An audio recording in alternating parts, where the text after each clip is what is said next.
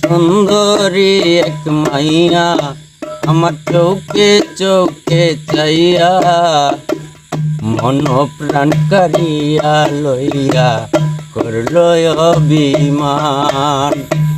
মন প্রাণ কারিয়া নিয়া করে অভিমান। আমি যাইতেছিলাম ঢাকা কিন্তু বাসের ভিতর দেখা। আমি যাইতেছিলাম ঢাকা কিন্তু বাসের ভিতর দেখা।